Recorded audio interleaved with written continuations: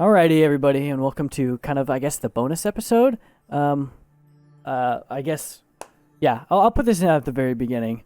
So the game kind of ended. We get to, I guess, be able to see the fate of everybody and what happened to them after we set them free. So, yeah, let's get started with that. Whoa. What? I can get Sandra back? No way. Is that what that means? After the cycle of the right ceased turning, records of what happened to the Black Wagon of the Nightwings became inconclusive and contradictory.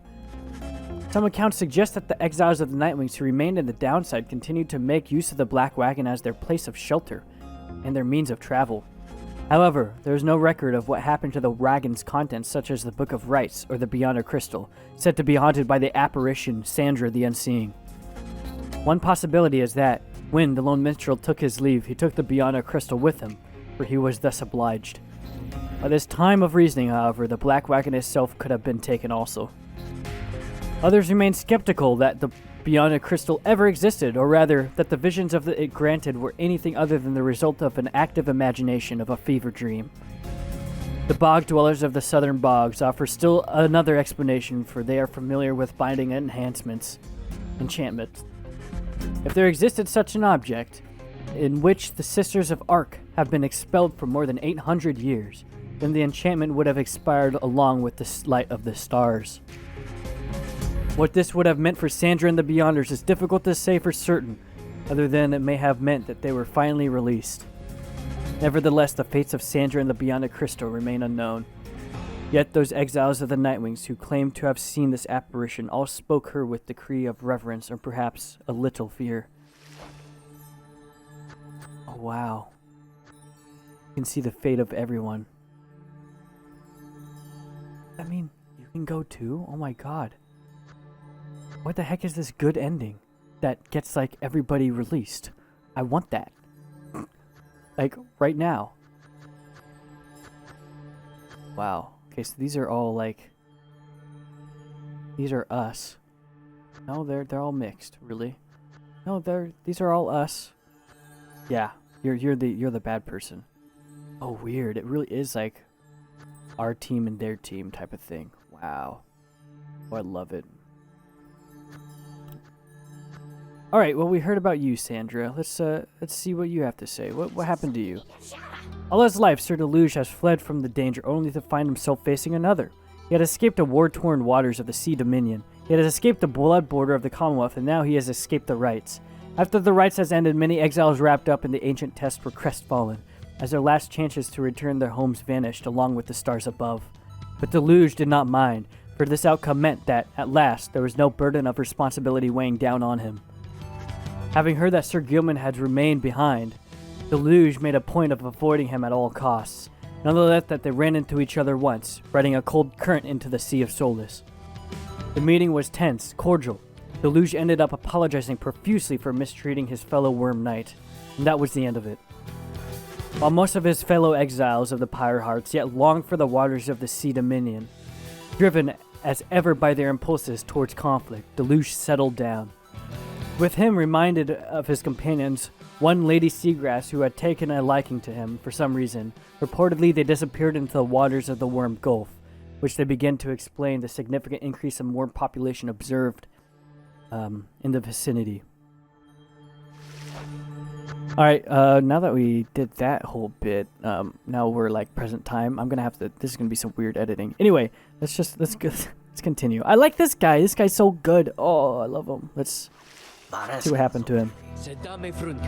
As the cycle of the rites drew to a close, it grew evident that a chance of freedom at the downside had forever slipped from Dalbert and Almer Oldheart's grasp. Thus, they and the exiles of the Fate returned to Jomir Valley, where they struggled to get by, as exiles of the downside tend to. Sometime after the rites had ended, the Oldhearts at last heard the news of the Commonwealth had fallen. This was well after the fact, of course, but it brought old Dalbert great joy. Despite his forthright manner, he had no love for the nation that cast him down, along with his son.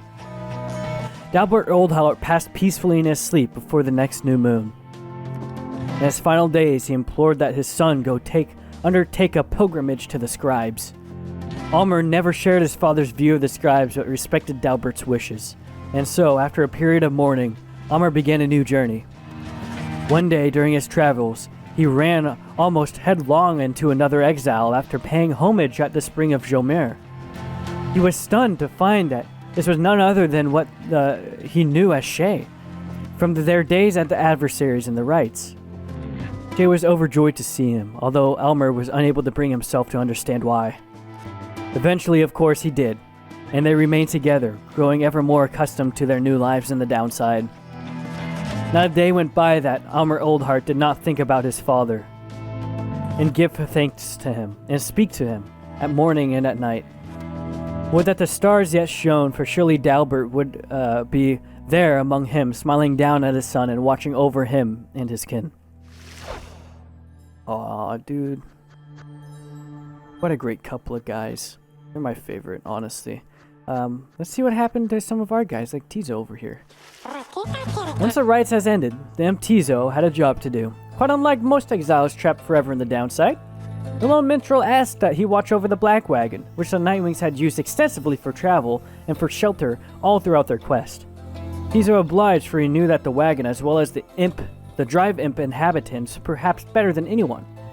What became of the wagon exactly was never verified, as evidence of Tizo's thorough work.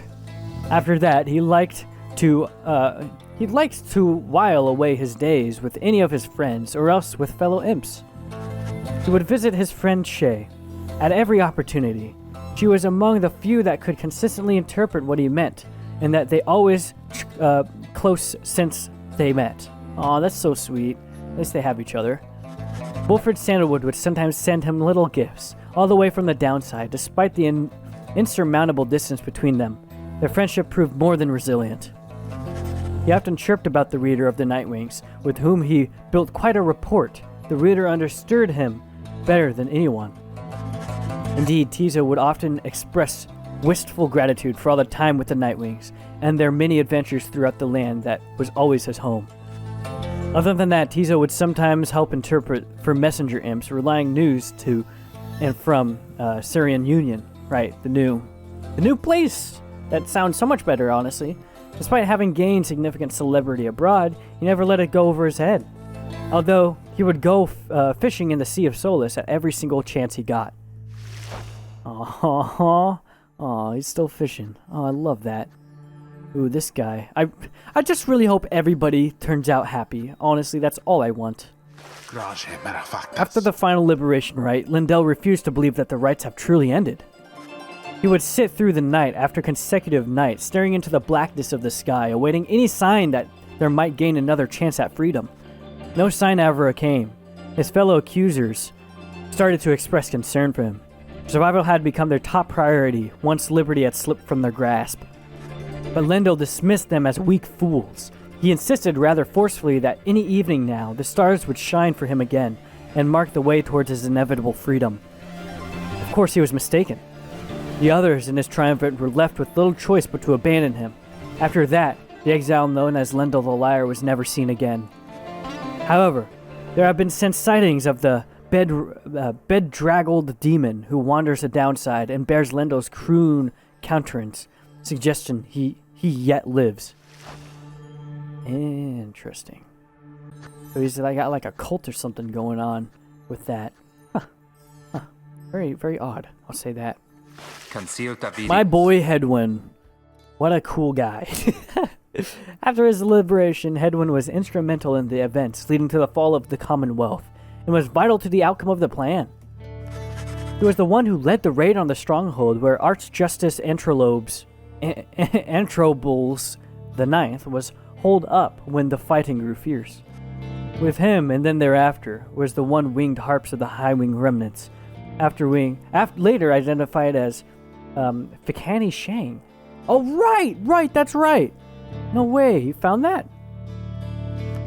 Their bond was vital to the peace that followed. Oh, in all his day. Oh, that's so cool. Oh, I love that. In his next days, the leader in the Syrian Union, Hedwyn oft confided in his friend Jodariel. Despite their intense manner, there was no one whom he trusted more in times when circumspection was required.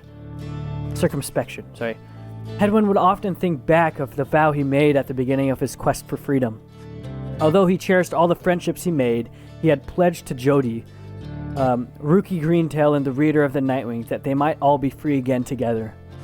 He had broken that vow, for, in the end, not all of them were able to return. A terrible guilt over this darkened his mood for a time. However, the others whom he still knew lifted his spirits, much like he had often lifted theirs. All of the Nightwings knew the stakes. While the others who stood with the Nightwings were not able to remain in contact thus, Hedwyn thought of each of them, and so, in turn, did they think oft of him. Aw, dude. It's kind of, this is such a good, catharsis. Hearing the stories of everyone and how it's all not bad, and yeah, I don't know, I like it, alright? It's a good time. The Worm Knight, Sir Gilman, had elected to go on into exile as penance for his failure to uphold his military obligations to the Commonwealth. To him, earning back his freedom was tantamount to erasing the shame of his past. His honor was at stake, more so than anything. Yet, when it came clear to him that he would not go free again through the rites, he readily accepted the outcome, for he knew by then that much more was on the line. He regretted not having the chance to contribute directly to the events that transpired in the Commonwealth, though he was pleased to hear the outcome. The conclusion of the rites and the fall of the Commonwealth made clear to him that his days as a knight had ended. He declared to all those in earshot that he would never fight again. Unless, of course, there arose some other extraordinary set of circumstances, again requiring him to fight, but he certainly hoped not. He still trained regularly, though never found as skilled and motivating of a partner as his fleet-footed friend, Rookie Greentail, whom he remembered fondly. From time to time, he would seek guidance from one of the former comrades, Big Bertrude, much his elder, and a wellspring of perspective on his life decisions. He was always grateful for the counsel of the Reader, and would regale him over and over about the time they squashed the spawn of unfathomed plurns. He wasted no time dwelling on his days under the leadership of Sir Deluge, his former commander. The other Worm Knights stayed well clear of him. Sir Gilman never did return to his homeland of the Sea Dominion, and he was content to lead a monastic life on a small residence in the hills.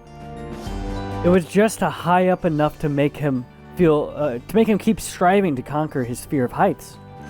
Other than that, an intense daily training regime and an occasional visit from an old companion was more than enough to keep him optimistic and engaged. He knew by then that an honor was not something to be won, but a contract with oneself to be renewed each day. Oh, what a good guy. Everyone's a good guy. What about you? I kind of forget about you. You were that jerk lady, right? In the bog? After her oh, right! This woman! We got her back. I hate it. Oh well. What can you do? After her liberation, Witch Humility fled to her native home in the southern bogs, rejecting all festivities and honors she could have received. She was never seen again during the events that transpired in and around the Commonwealth. Some of those with knowledge of the rites and the legends of the downsides suggest she willingly cast herself back into exile to be closer to Yaush. Other rumors suggest that her obsession with pyromancy and the dark arts ultimately consumed her. If she lives, for her kind are able to live for many centuries, there is no telling where. Her repeated threats of the return of Yaush were thoroughly investigated. No credence was ever found of any of her claims. That's good to hear, that, she's not destroying the world. What about you, Shay? You seem like you have a lot of connections still, and that's great. Long after the rites have ended, Shay admitted that she knew well before the fact that she was not going to return home again. At least, she had very strong feeling. She had ended up not minding very much because she had little to return in the Commonwealth. Her sense of home had changed. She took to wandering from the celestial landmark to next, ever paying homage to the 8 scribes, who she believed had influenced all that transpired. She was no stranger to traveling alone, but she was happy to have company. Among her friends, she always remained close with Tizo, who, more so than anyone, could always make her laugh. Though they could not see each other any longer, Shay often thought of Jody and spoke to her as though she were there. She never tried to make any decision without first consulting her idea of what Miss Jody might say. Whenever she felt genuine doubt, which was not very often, she sought out the reader of the Nightwings. If there was anyone whom she trusted as much as the scribes, it was him. One day, she encountered one of her former adversaries, one called Almer Oldheart, who had served the Fate. She remembered him much more than he did of her, though only just at first. Their shared experience in the rites and their different points of view about the scribes formed the basis of what grew to be a long-lasting relationship. Shay always was devoted to her faith, but more so to her friends. Her gentle manner and unwavering conviction often helped them brave life in the downside, with both courage and with grace. Oh, I love that. She seems like the nicest, innocent person out of anyone here, honestly. It just seems like, I don't know, flowy? Does that make sense? No? Okay. Fine, though. What about you? Forget your name. Ooh, get destroyed. Barker Ashpaws never had much interest. Oh, I love this. His theme song, it's so good. Never had much interest in returning to the Commonwealth, for he always found its bylaws to be stifling. So when the rites ended, he did not care at first. He soon grew very bored. The rites had given a life a certain sense of structure he had always needed. He missed the raw anticipation of it all. He decided to continue conducting the rites, for the thrill of it. He bent some of the rules and replaced some of the objects, but it was close enough. His packmates, the dissidents, proved more happy to participate, and thus they ran against each other back in Jomir Valley. Gradually, other exiles familiar with the rites, as well as those who had not heard of it all, started to take an interest. They ended up giving Barker Ashpaw a healthy competition. His old feud with Rookie Greentail ceased meaning anything to him, and he forgot all about it amid his new pursuits. Ultimately, even Barker Ashpaws, who had led such a directionless existence to that point, found something of a calling through the rites. Whether he took the rites less seriously than any other exile of the time, or more, was oft debated by those who watched his work. So he's just chilling. He's like, it's fun. Like, this is what I do for a living. I don't know. Some people, I don't understand it, but some people pretty much do sports for a living and only do stuff for sport's sake, I guess, in a way. I don't know. I guess maybe I'm just too much of a people-orientated person to understand that. I don't know. It's interesting. Just, I guess, motivation and calling and meaning in life. It's interesting. Very interesting.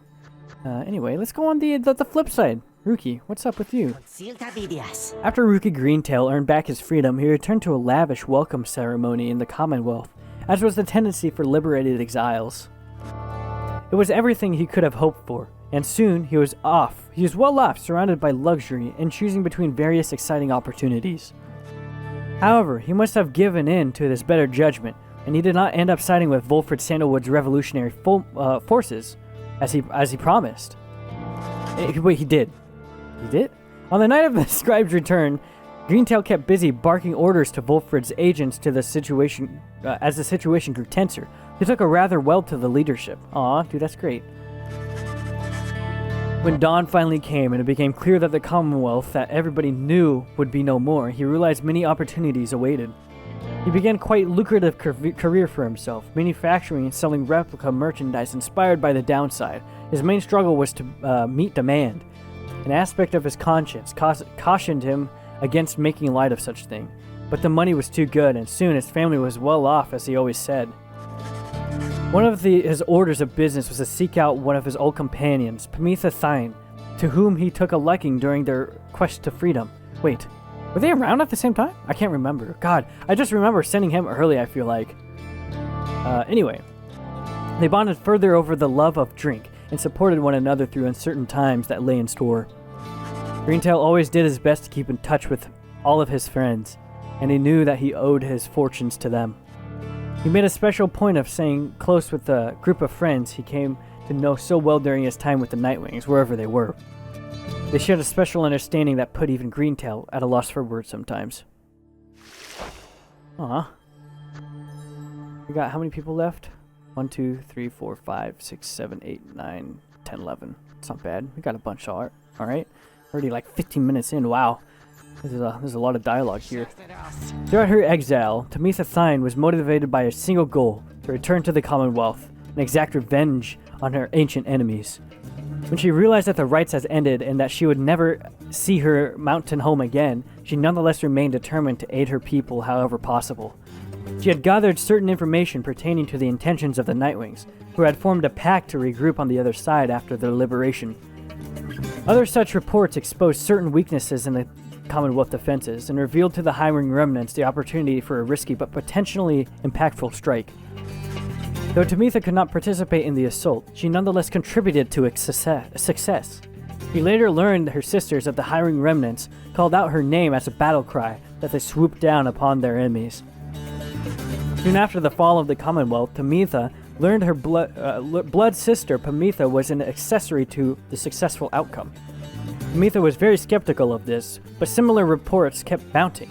She soon accepted the prevailing opinion, however grudgingly. Once a messenger imp arrived bearing some sort of message, seemingly from Pamitha. However, Tamitha returned it away. She would not give it to an impulse to forgive. Knowing that the conflict on the other side had ended, Tamitha retreated to the crags of the Black Basin and grew ever more distant. The closest to her surmised that her inability to reconcile with her blood sister was the heart of this. Although, for her part, Tamitha never once admitted to any such weakness. She's just really stubborn, which kinda sucks, but yeah, what can you do, really? When mainly Tinderstoff realized the rites has ended, and that he no longer could return to the Commonwealth through his ancient means, he was outraged. He cursed the scribe, spewing forth such a slew of blasphemy as to be very unbecoming of one of his high status and bearing. When at last he calmed himself, he focused all of his energies on attempting to find another means of homecoming.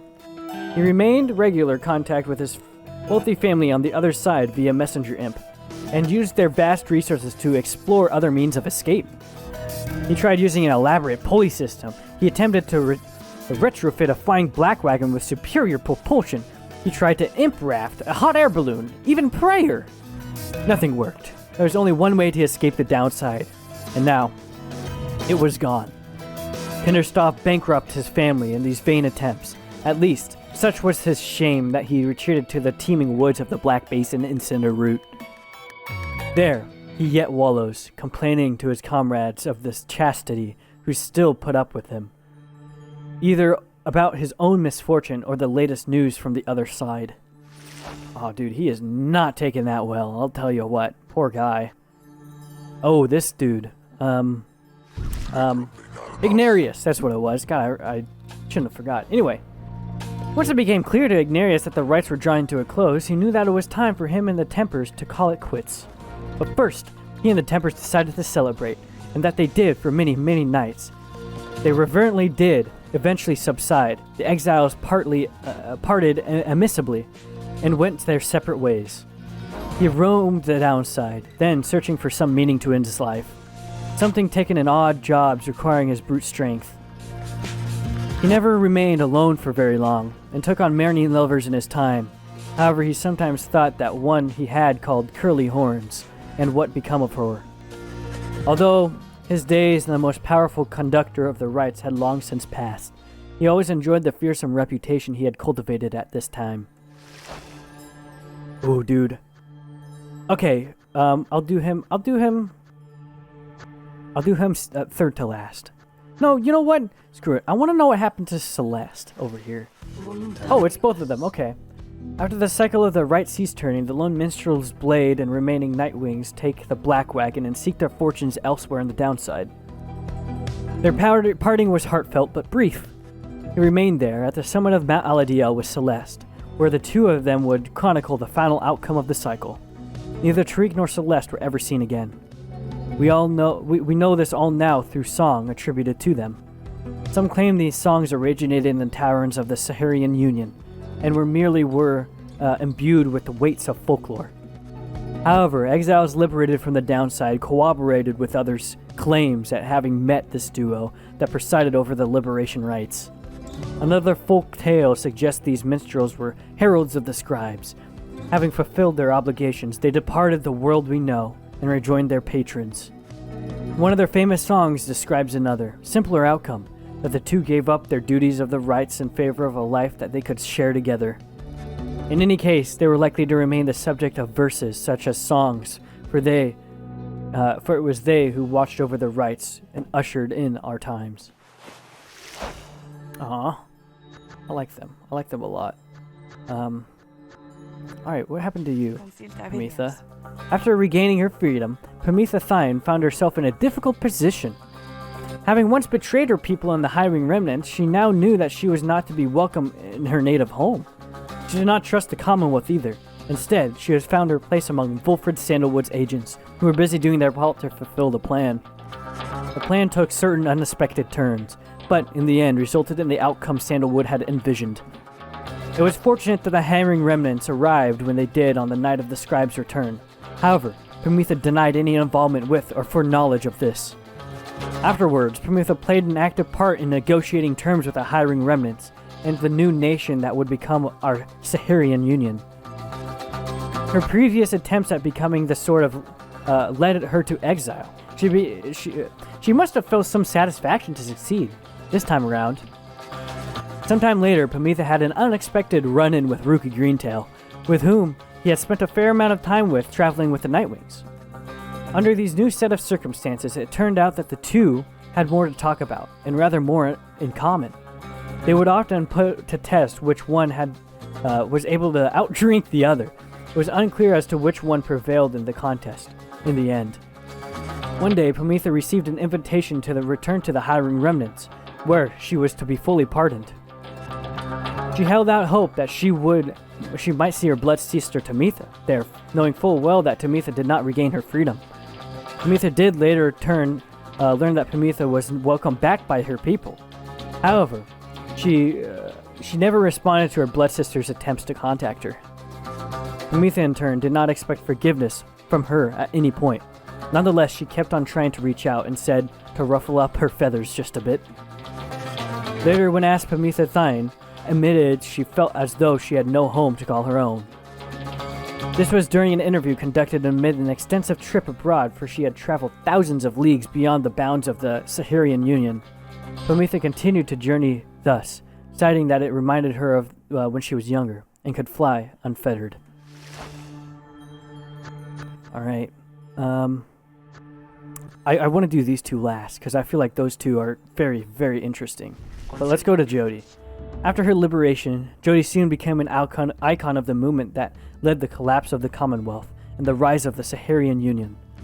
Her military prowess and experience led to key victories and clashes against the Commonwealth loyalists.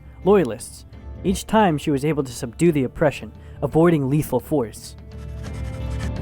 In the uncertain times that followed, Jody's seasoned expertise often came into play in matters of security and of state. For instance, she conscripted and trained a team of volunteers in public safety. The community did not know what to make of such cordial bunch at first, but soon came to value their service. They have stood for the people ever since, and we celebrate their founding day each year. She remained close to Hedwyn, although this experience they had supported each other through their struggles many, many times. She often had to stop herself from fearing for Shay, whom she had tried to look after as much as possible in the downside. Soon, she would reassure herself that Shay was very capable of surviving on her own, and, in fact, she was not mistaken. She continued training on her own, a regime that grew stricter with each passing year. There were those who sought to train her, and she sometimes obliged. There remained one of the constant in her life. She would always remember her days among the Nightwings, and with fondness, for the most part. That's great. I like that. Gertrude, what's going on? Several exiles of the Nightwings cared more for the plan of Sandalwood than to return home from the downside.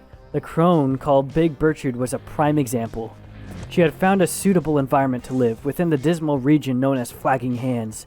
There she had set up a thriving place of business known to many exiles in the land. With her rights having ended, she returned to her preoccupations, working away, almost as though nothing had happened. When one gets to be more than 400 years of age, perhaps even monumental events, such as the culmination of the rights or the collapse of the Commonwealth, are seen as trifling matters. Much of her effort was doubtless due to the influence of Sandalwood, someone whom had admired now for decades. Though they were very far apart now, she sought out news to his whereabouts, and found his actions in the Saharian Union a rare source of inspiration. As by large, Bertrude kept focused on her work, whether casting small enchantments or using or imbuing talismans. The work brought her a sense of purpose, she would say. In the Commonwealth, such services were strictly forbidden, but in the downside there was a real need for simple luxuries, which the competing slug market could not always provide.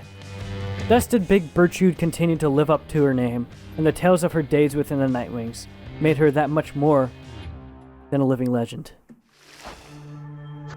Man, so good. Falcon Wrong, I really hope you did well. Out of everyone, like, you're great. You're so cool. Oh god, my voice is like messing up now. I've been talking so much today. I've literally recorded so much. Oh boy. But I want to get this done with, so there we go. With the rights drawn to a close, the slug market's revenues fell precipitously, and Falcon Ron was forced to liquidate his assets and close up shop. Yet, as is sometimes the case with those of entrepreneurial learning, this time of hardship led to an epiphany, or at least a sudden change of fortune. One day, Falcon Ron had run in with a messenger imp bearing news of the other side. Ron gave to it one of his remaining trinkets, which could not be sold. The following week, the messenger imp returned to him bearing a tidy sum of wealth and newly minted coinage from the Saharian Union. Falcon Ron cut a long-term deal with the messenger imp. Then and there.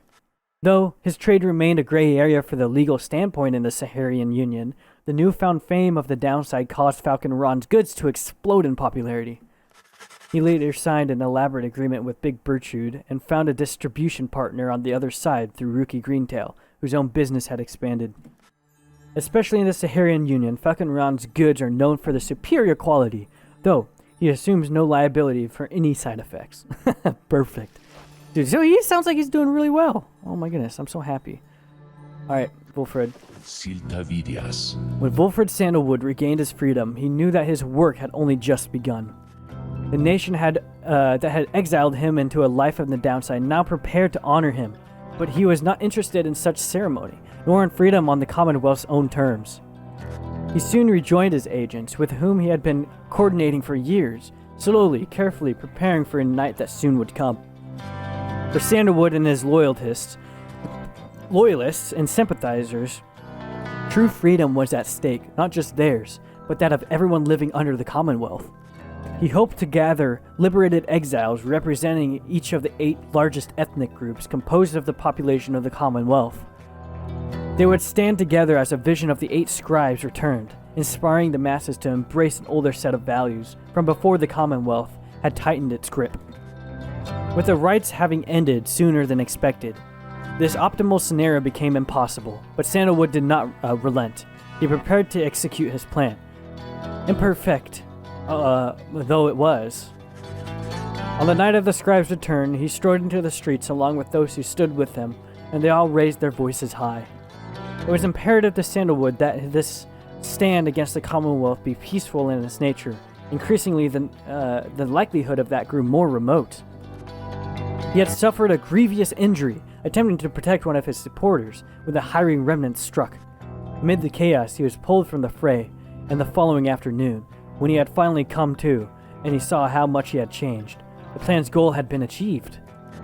There had been speculation that the well-timed assault by the hiring remnants may not have happened by coincidence, though Sandalwood denied any involvement. He always maintained that peaceful outcome was his own goal. Sandalwood's work was far more than over still. He labored ceaselessly with respectivities from across the population to restore a sense of stability. Representatives, I don't know why I said respectivities, I'm high or something. The transitional period had its troubles, though none that were not quickly solved. Such was the will and spirit of the people. They understood their freedom carried new responsibility. After the Saharian Union was born the next year, Sandalwood was elected as the nation's first prime minister. It was not his intent to run for this office, but the people chose him anyway. He led our fledgling nation through its nascent years. He evidently made amends with his old one-time friend Orlek, with whom he clashed during their days as exiles. Orlek was instated as the nation's chief physician and became a close confidant. As Volfred Sandalwood gained more fame through his land for all his sacrifices and his contributions, he remained ever steadfast about two things.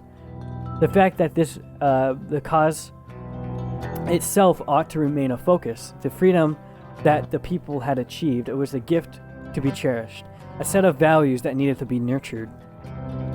The second point he made was that he himself had little to do with the outcome. He would often praise the exiles of the Nightwings who stood with him, each in turn, by name. He never forgot any of them.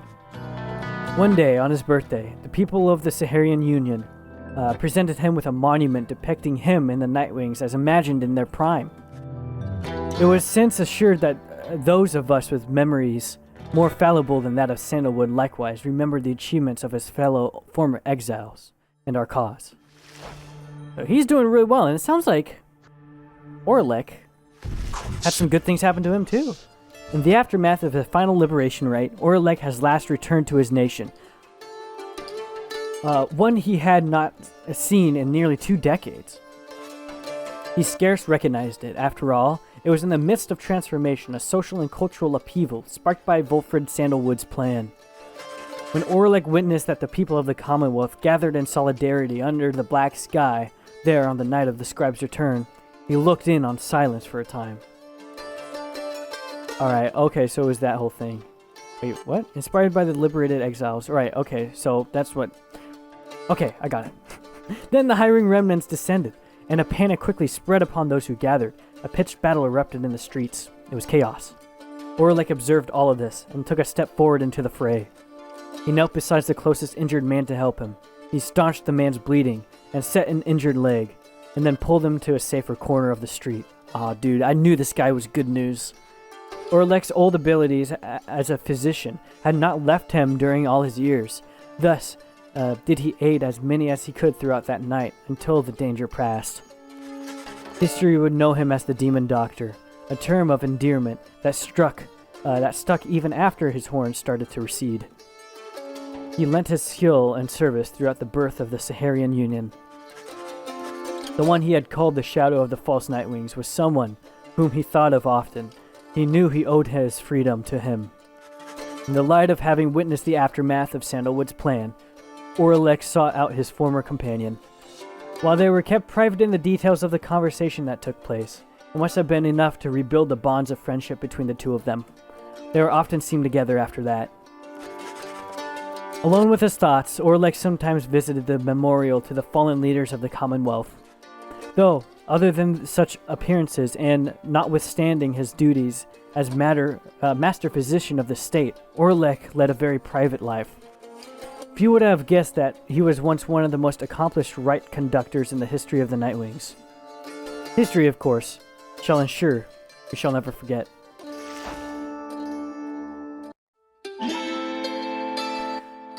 There is one more account which warrants mention. The Nightwings conducted the rites under the guidance of a reader. Little is known of him. However, some accounts of him begin to paint a picture. We know he was of common birth,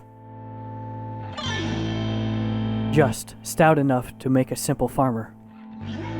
The journey to make the downside left him close to death. It was then that the Nightwings found him. They brought him from the brink. He showed them the path. He pressed onward with the others. He had made a vow to help his friends be free. Thus did the cycle of the rites commence its final turns. When the final rite arrived, the reader's freedom was at stake. In the end, however, he remained in exile. From that point on, accounts of him diverge. It is said that the voice, which troubled him, he never heard again. Some say he opted for a place to settle in the downside. Though, whether that is true, only he knows. Someday, perhaps, that reader's own star shall emerge. Then, it shall pierce the dark of the night in all its brilliant glory until such time, and ever after, all of us give thanks.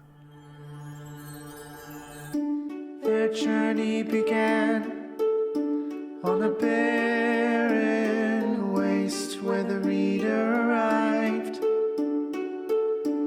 afraid and alone. When he arrived, the book of rights awakened the night wings and ignited the flame. They follow the stars bound together, strands in our brain till the end. We sing of the last of the night wings who, having broken the cycle, shall live on in song. Headwind prevailed and strode the path that his heart laid before him. He has found his way home. Captain Joe Dariel, mother to many a foundling, she has found her way home. Rookie Greentail Well, has proved his what? worth Wow. and returned to his What a fantastic game. grace of the scribe. Honestly, I didn't expect it to be so good as it was. Like, I'm blown away. Like, by how much depth and detail there was into this, how much story there was, how much, I don't know, I guess, connection you really felt with the characters, which is fantastic, because I feel like it's really hard to do. And I don't know. I like this art too. In the very end. Oh, that's fantastic. A lot of thought and care went into this game. That's like for sure, which is great to see.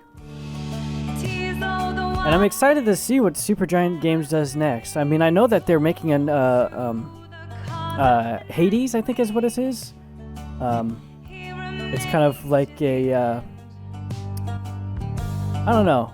It's like a Dead Cells type of thing. What am I trying to say? Metroidvania roguelite type of thing. It looks really interesting, and I think that would be really fun to play. Don't know if it's gonna have a great a story as this, because it's more, I guess, action-based. But like, man, this game was really something. How many episodes is this? This is into like the 40s, right? Maybe, perhaps. The scribe seeking only forgiveness. Regardless, like, I don't know. I guess my thoughts on this game were, especially the ending, very good. I mean, obviously the plan succeeded. Hiring remnants kind of took over and then made pretty much a utopia, it sounds like. There's still a lot of things wrong with, like, people spread out across the land, I'm guessing. Oh, weird. So those are the voice actors for those? Oh. Like the little grunts and stuff? Oh, that's so cool. I just love how much went into this, to be honest. Alfred prevailed as the night wings guide, having led them to glory. He has found his Wow. way home. I mean, there's still a lot of questions about, like, kind of like the rites and the scribes and all that stuff. I feel like that's a lot of, like, folklore and, like, kind of mythology that won't be explained. It is just kind of, like, baked into the story and the lore itself. So I don't think that requires much, I guess, attention or, like, analysis in a way. But this game was really good on the topic of, like, I don't know, it definitely had a huge meta-narrative with acceptance and, like, journey and meaning and all that type of stuff. A ton of messages in this, which is fantastic. A lot of A lot of detail.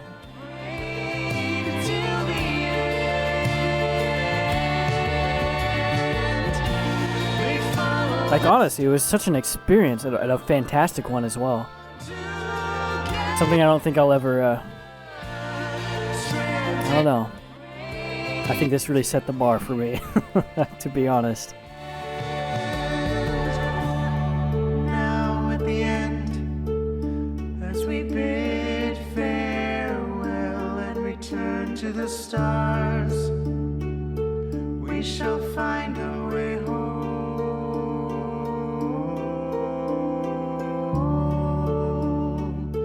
We shall find our way home.